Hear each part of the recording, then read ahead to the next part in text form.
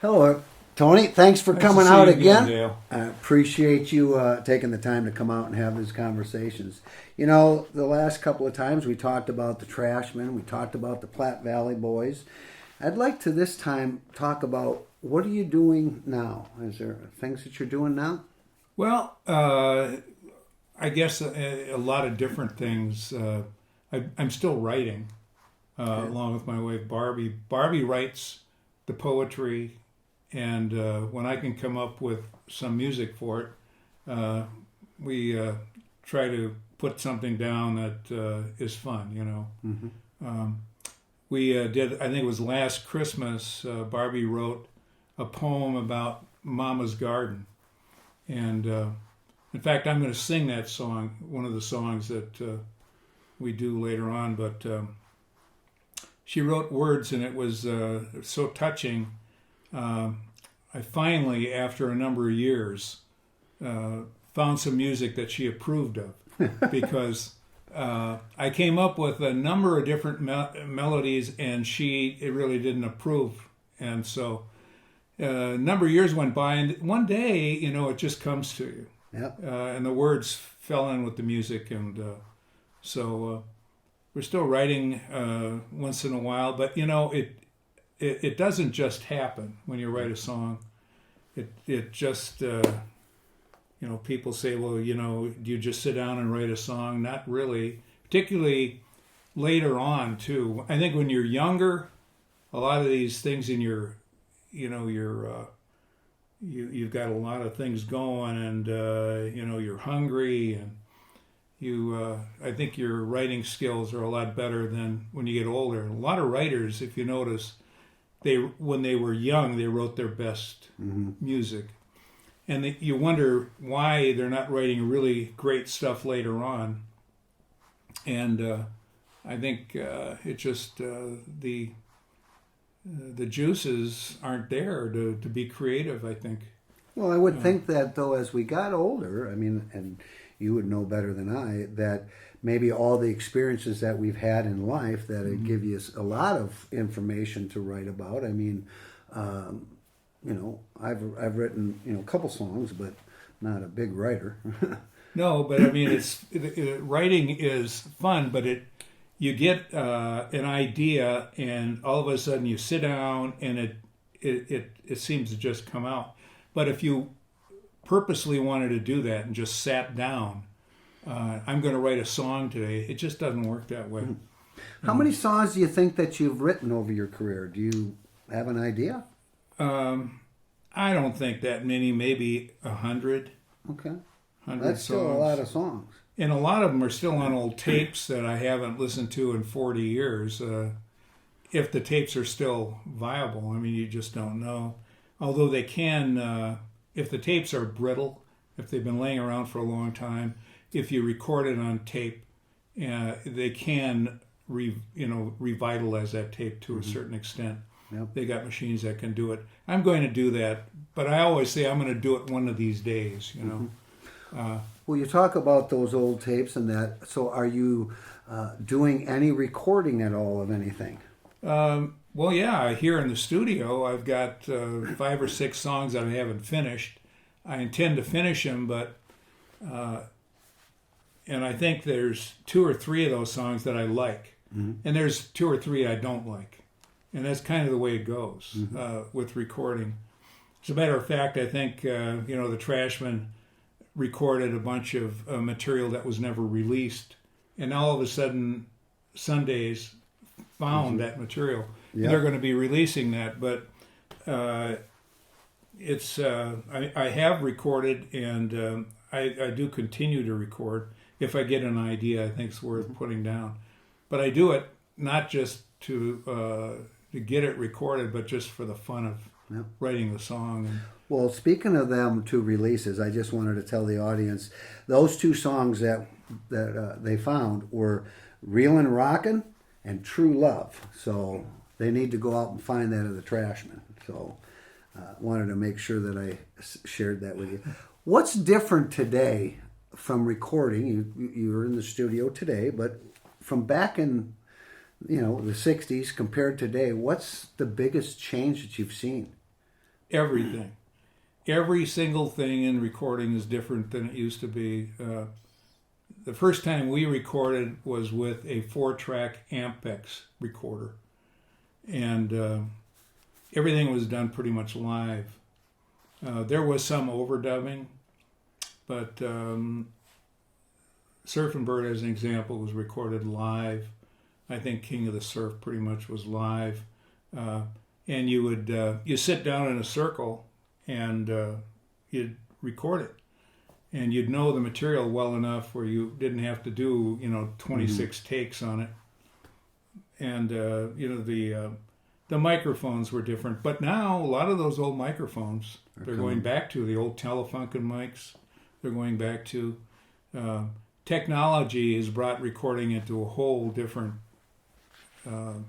era now. I mean, tape isn't used anymore, and there's thousands of recording studios all over the country, and they're just using their computers. And so, and it's amazing how good some of that sounds, depending on the equipment. You can spend a lot of money on recording equipment, but I think that still there is no sound like a real recording studio. You can tell the difference. There is a difference to it, and a lot of the big country music entertainers and rock musicians are still going into a studio like this to do their recording and spend some money because they can't get the kind of sound and the kind of quality and that total package. They can't get it on the computer. Yeah. We talked about what you were doing. Are you playing with anybody at this point? Or are you doing any kind of singing anywhere or playing? Well, once in a while, I did a show with Deke Dickerson. He's a Los Angeles guitar player, very well known. He's done a lot of soundtracks for movies. He's been around a long time. In fact, he's got a big festival in California, the Geek Guitar Fest. And he's had everybody that you've ever heard of there at that festival. I mean, it's a big festival. And I don't think it happened during COVID, but I think it's happening again. And Deke called me about 2.5 months ago and said that he was going to be doing a show in La Crosse, Wisconsin, and with his band, and he wanted to know if I wanted to do it with him. And the promoter called me and said, "We want you to do this show." And so we came up with a deal, and so I went down there and just had a ball. Had a really good time. It was a good crowd. They were really into it. And Deke is one of those great guitar players. And what really gets me about him, I watch him and I watch him. I watched him on Marty Stewart's show, and I've watched him a lot of TV. He never makes a mistake, it seems. And he makes it look so easy. Very seldom even looks at his neck when he's playing the guitar. See a lot of guitar players like me, and you get a sore neck from looking down at your hand to see what you're going to play. But he doesn't seem to, and he just seems so calm and collected and, very, and he knows what he's doing. Anyway, I played that show with him, and it was great. In fact, one thing I didn't mention was that in La Crosse, there is a guitar shop called Dave's Guitar Shop. Yep. I'm not paid by him for this, but most incredible place I've ever been for guitars, vintage guitars. And I went to his inner sanctum. Dave. I met him, and he gave me a T-shirt. And what he was doing is giving me the back line, my amp at the show. And anyway, he brought me up and showed me his personal collection. It was amazing to see, 10 1957 Stratocasters on a wall, and 53 Stratocasters and Telecasters. It was amazing. So I did play that show, and I've been doing some shows with the Surf Dogs. They are nationally known surf band, and every once in a while we go out and do a show. In fact, we played the Back to the 50s at the State Fair this year, where they have, I don't know, 12,000 cars there, vintage cars, hot rods. And so we played that show, and it was a lot of fun. So I do that once in a while. You did a show with Norm Hamlet, who played with pedal steel with Merle Haggard for 49 years, and Mario. And I know that I was at that show, and so you've played with them. It was amazing. I mean, to play with somebody like that and to listen to his stories that he had about playing with Merle Haggard for over 40 years. And he was a band leader too, I believe, with Merle. I mean, he was unbelievable. And as you know, I mean, you set it up so he could play where I live at Trillium Woods. And have them call me up, and I sang, I guess, 2 or 3 Merle songs with them. And then they asked me to come out the next night at the Music Barn out by Rochester and do the same thing. It was a real highlight for me to play with him. And Mario, the finest keyboardist I've ever seen. He is excellent. And then when he was here, they did some recording. And in fact, we just listened to one of the cuts, the way it turned out, called Alcohol. Yeah. And I was so surprised it turned out so well, because I was flattered that he asked me to play on a cut or two, but I ended up playing on 6, I think. And when I was playing, he was smiling, which is good when you're recording. So the song turned out great. He wanted something really different, and I guess that's what I came up for. Well, I heard the song, and it was excellent, and your guitar playing was just so cool. I thought, it's that old style you had. It was new, but you had the feel. And when you listen to you playing that guitar, it just, that to me was so cool to listen to. You did a great job. I remember when we recorded that song, we were all smiling and all really into it. Mm-hmm. He was really into it, and Norm was really into it. Now, Norm is 88, I think. 88. 89, 80, yeah.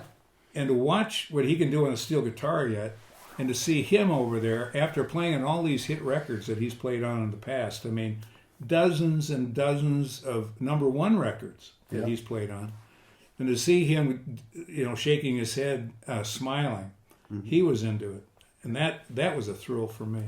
It's always been a thrill for me to be anywhere that you've been on stage, or whether I'm emceeing it or whatever.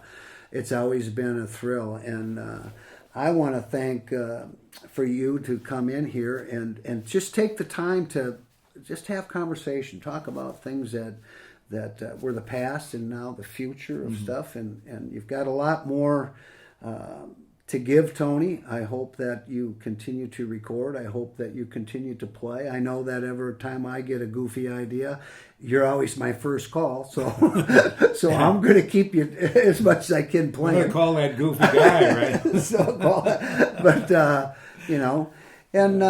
It's been good. Is there anything that you would like to say to anyone that's looking at this as we wrap up this session? Well, it's been quite a party. That's all I can say.